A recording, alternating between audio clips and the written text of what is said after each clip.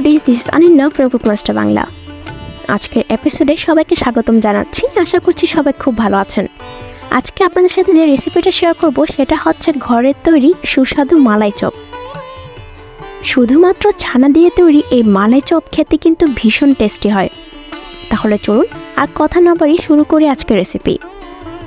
মালাই চপের জন্য প্রথমে ছানা রেডি করে নেব।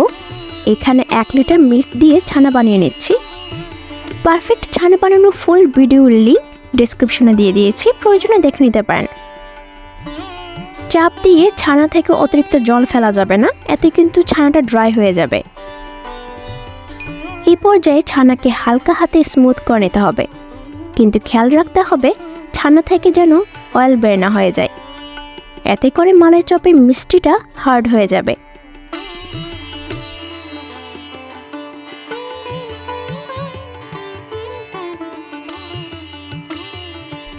এক চা চামচ ঘি দিয়ে আরেকটু স্মুথ করে নিচ্ছি।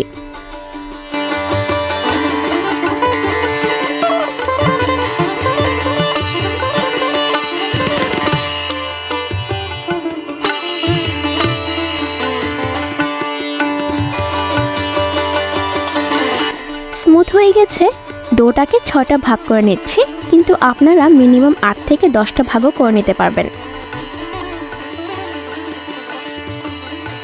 এই পর্যায়ে আপনাদের পছন্দ মতো শেপে মিষ্টিটা বানিয়ে নেবেন। ফ্রাই প্যানে দিয়ে দিচ্ছি 400 ml জল, দিচ্ছি 150 গ্রাম চিনি,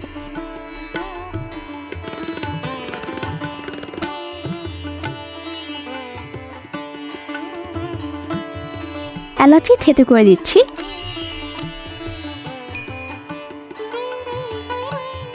এখন দিয়ে দিচ্ছি ছানার মিষ্টিগুলো।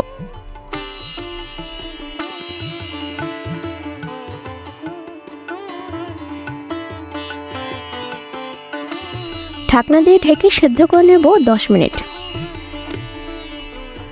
10 মিনিট পর দেখতেই পাচ্ছেন মিষ্টি কিন্তু একদম রেডি।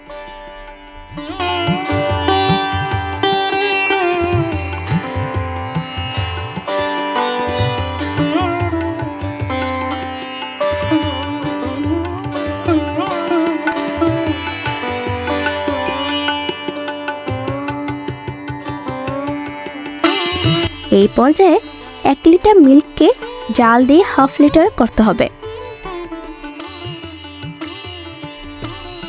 1/2 লিটার হয়ে আসলে দিয়ে দিচ্ছি 3 টেবিল চামচ পাউডার মিল্ক।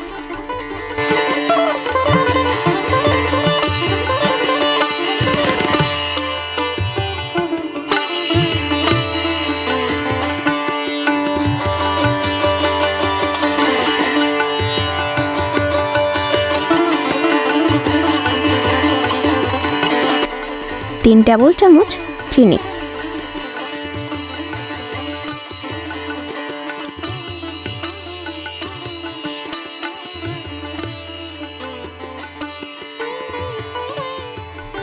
দুটো এলাচি দিয়ে ভালো করে কুক করে নিতে হবে।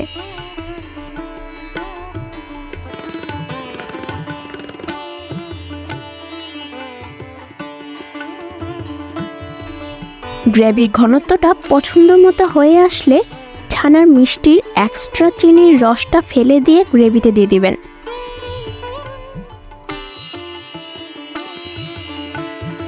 চিনির রসটা ফেলে না দিলে মিষ্টির ভেতরে গ্রেভিটা প্রপারলি ঢুকবে না।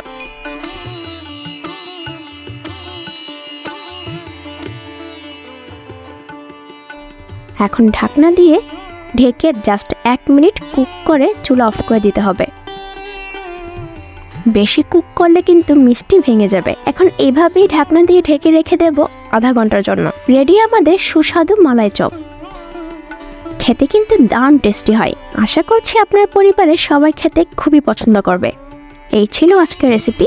যদি ভিডিওটি ভালো লেগে থাকে প্লিজ একটা লাইক দিয়ে দিবেন আর চ্যানেলটিকে সাবস্ক্রাইব করে পাশে থাকবেন। আমি আনিন্না, দেখা হবে নেক্সট ভিডিওতে নতুন কোনো রেসিপি নিয়ে।